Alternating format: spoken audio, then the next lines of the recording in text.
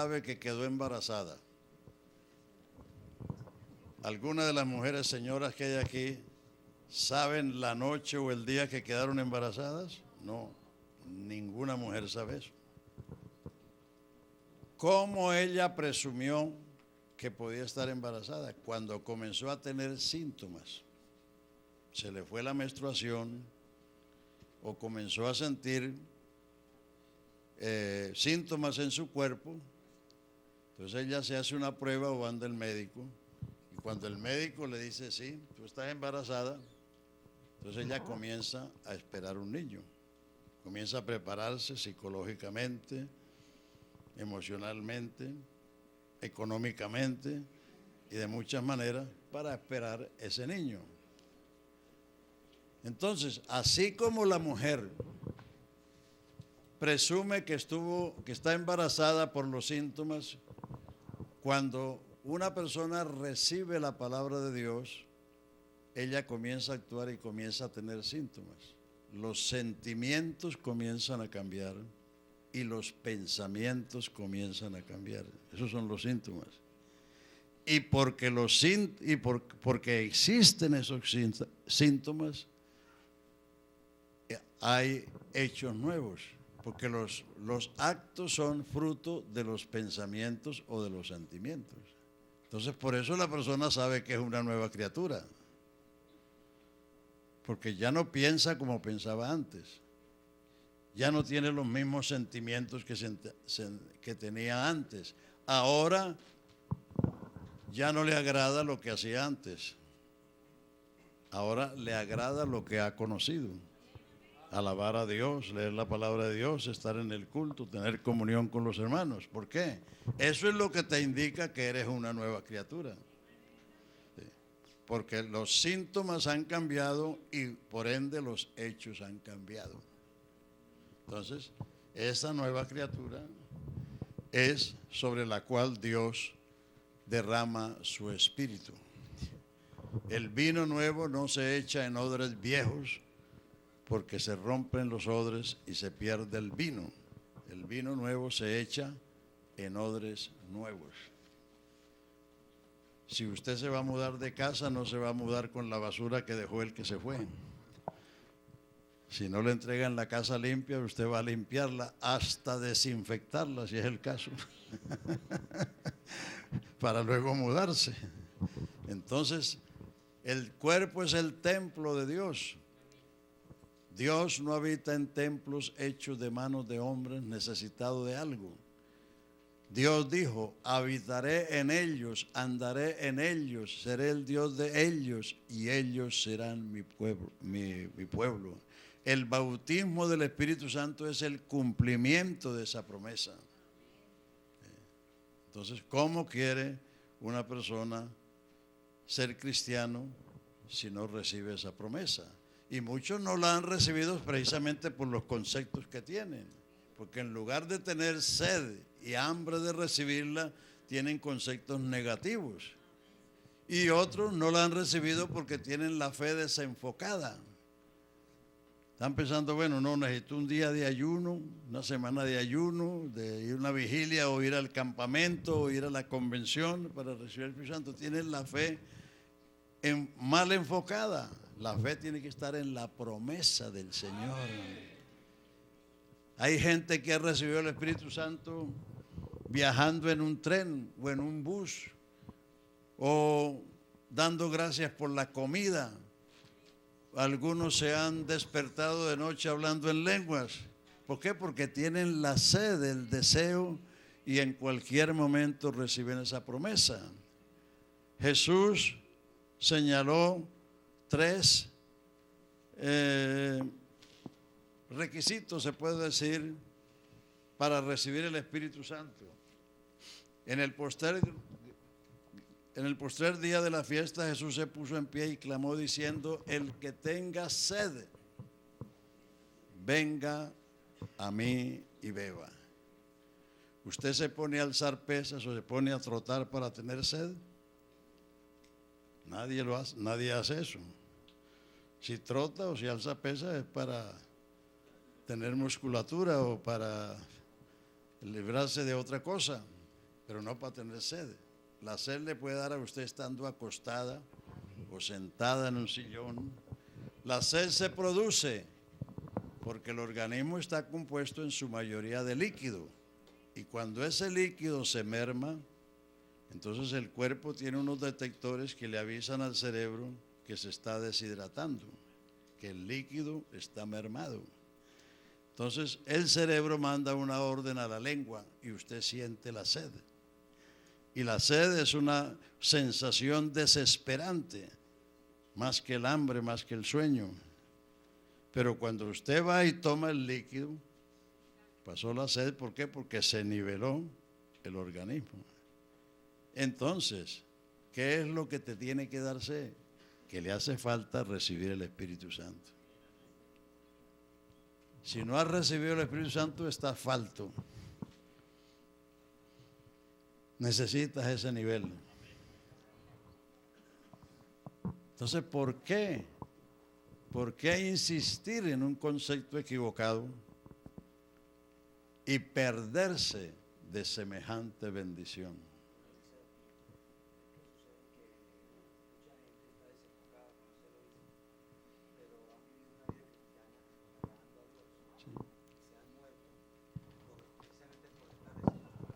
Sí, entonces por estar desenfocados, pero los que están muertos hay que dejarlos ya con Dios, pero lo que importa ahora son los que están vivos, que no tienen que morir, no tienen que morirse sin recibir el Espíritu Santo. ¿Ah?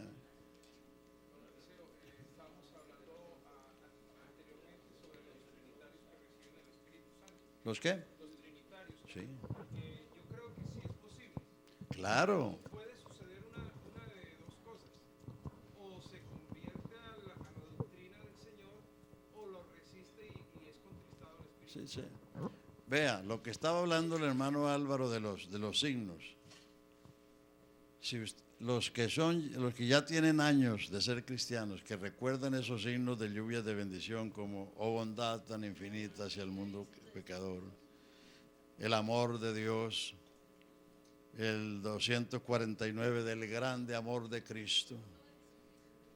Eso demuestra que esos ignólogos tenían experiencias profundas en Dios, más que esos novatos de ahora que se han inventado un poco de coros que no tienen ni sentido.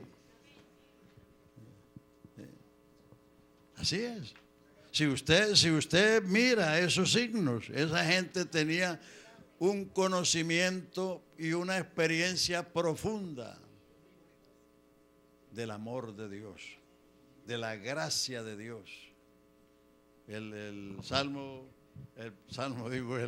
himno 249 de lluvia de bendición dice: del santo amor de Cristo, que no tendrá su igual, de su divina gracia sublime y eternal, cual los cielos alta, inmensa como el mar, con gozo he de cantar.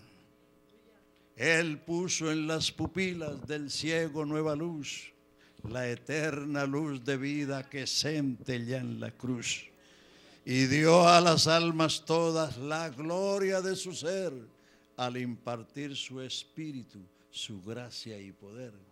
Esos eran hombres que conocían a Dios. Que no conocían la unicidad es otra cosa.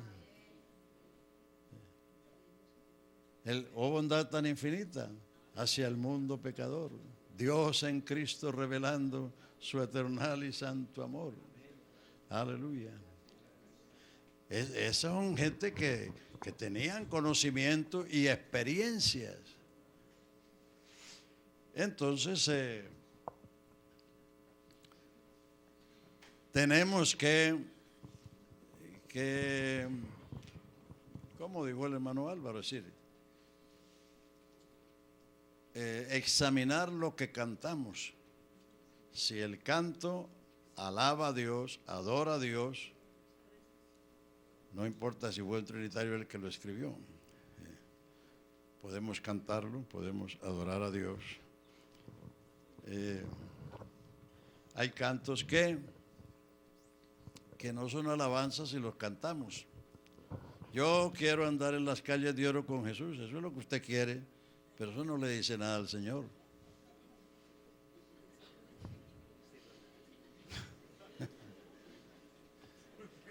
Eso no le dice nada al Señor. Usted está diciendo lo que usted quiere.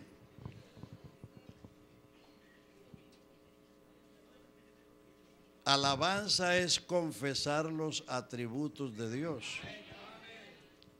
Su poder, su amor, su misericordia, su fidelidad, su grandeza. Cuando usted canta, Santo, Santo, grande, eterno Dios. Cuando usted canta tu fidelidad, o cuando canta de su amor, de su poder, de su misericordia, usted está cantando los atributos de Dios. ¿Cierto que a las mujeres les gusta le diga que son hermosas? Vea cómo se ríen enseguida. Porque las mujeres tienen ese atributo, que son hermosas. Entonces cuando alguien, el marido o el amigo o alguien le dice, tú estás hermosa, enseguida se alegra. Entonces, alabanza es decirle a Dios los atributos de Él. No es decir una cosa que nos gusta o que nosotros queremos. Claro que hay himnos para todo. Hay himnos de exhortación. Vamos por montes y collados llevando el evangelio. Eso no es una alabanza a Dios, eso es una exhortación. Trabajad, trabajad, somos siervos de Dios, seguiremos la senda que el maestro cumplió. Esa es una exhortación. Eso no es una alabanza. Cansado del camino, esa es una quejabanza.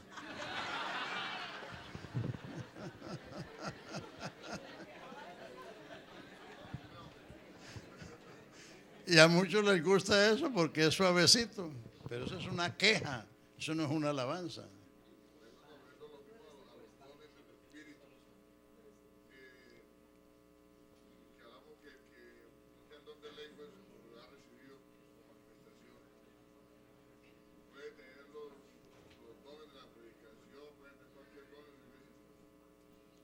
¿El qué?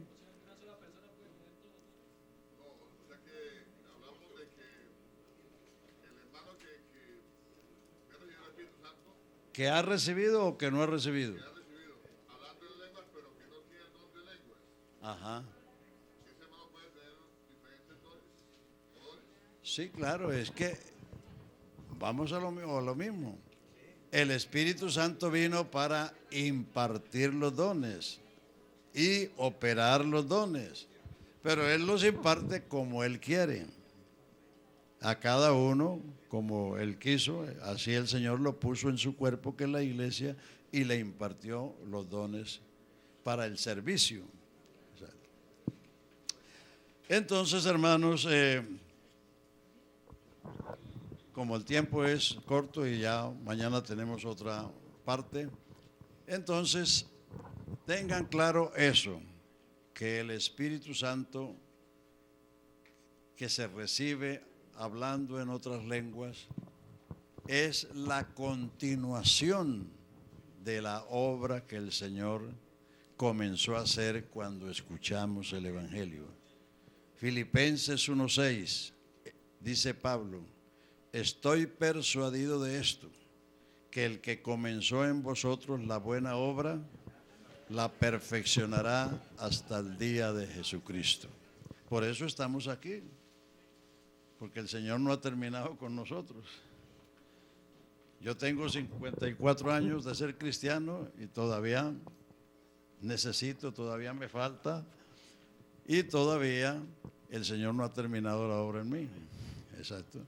Entonces, por eso necesitamos perseverar. Esa era una de las doctrinas también fundamentales. Perseveraban en la doctrina de los apóstoles, en la comunión unos con otros, en el partimiento del pan, en las oraciones, y el Señor añadía a la iglesia cada día los que habían de ser salvos. No se les olvide que la iglesia es la compañía de los salvos. Para ser iglesia de Jesucristo hay que ser salvo. Hay que ser salvo. Bueno, entonces aquí hay otras preguntas. para contestarlas, a ver si...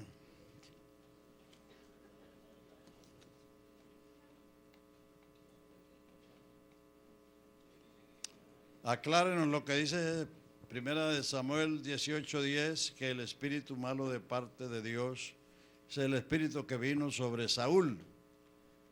Como Saúl se rebeló contra Dios al no cumplir el mandato que Dios le había dado,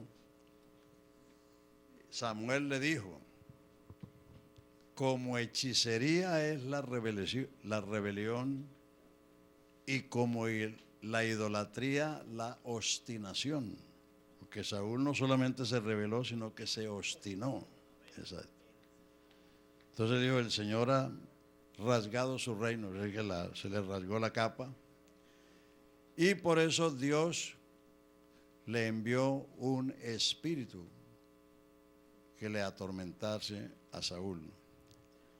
Eso no solamente sucedió con Saúl, hay otro caso en el libro de Reyes, donde dice que el profeta dice: vi yo al Señor sentado en su trono y todos los ángeles estaban con él. Y el Señor dijo: ¿quién inducirá a Acad para que suba y caiga en Ramot de Galad? Acad había sido un rey impío, malo, dominado por su mujer,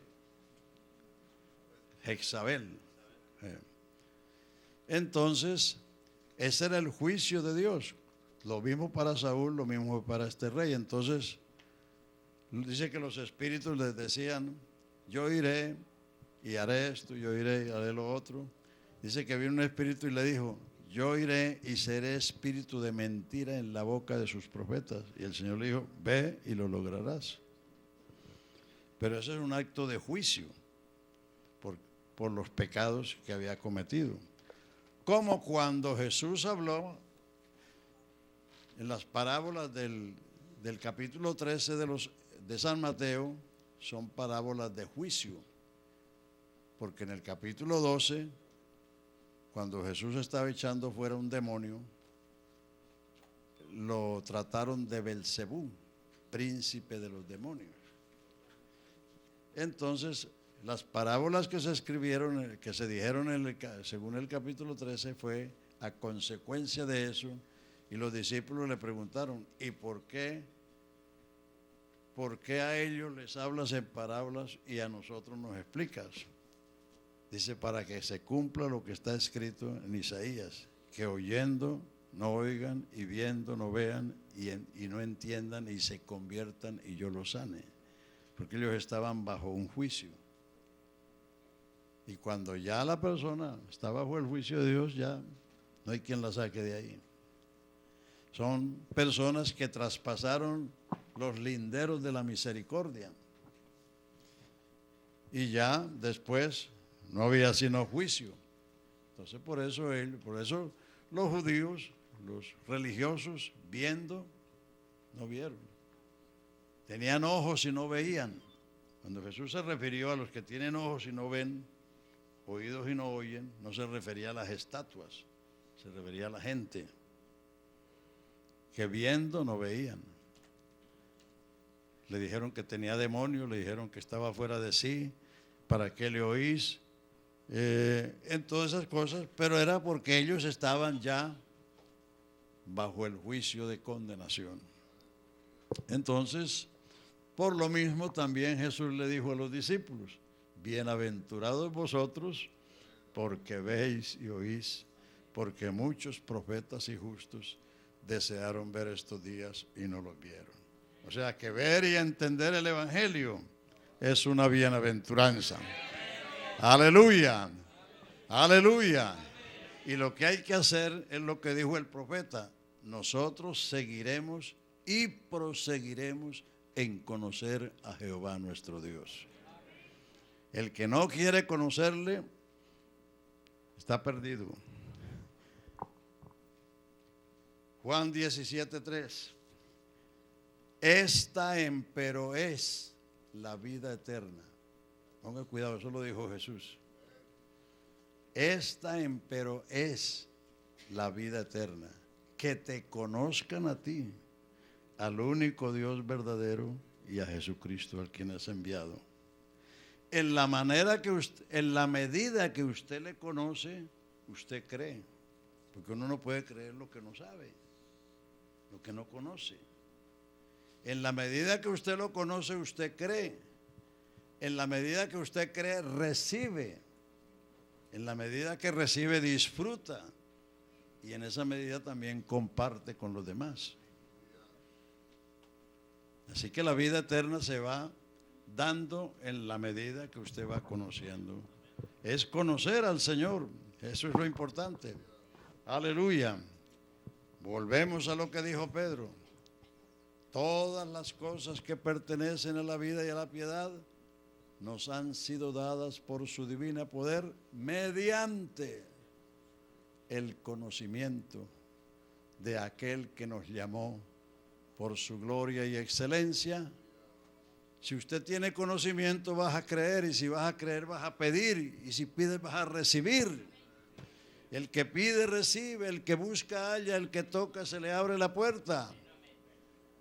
Lo que pasa es que ahora hay muy poca oración. La gente llega al templo y se sientan a conversar en lugar de orar.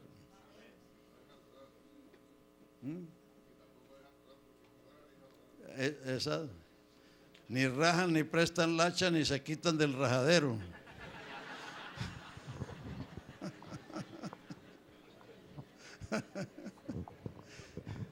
Entonces eso es falta de hambre y sed, eso es falta de comprender que para vivir la vida cristiana en este siglo XXI, que hay tantas cosas novedosas, atractivas del mundo, de la religión, de la falsa religión, que todas estas cosas que vendrán, hermanos, para estar firmes hay que buscar a Dios.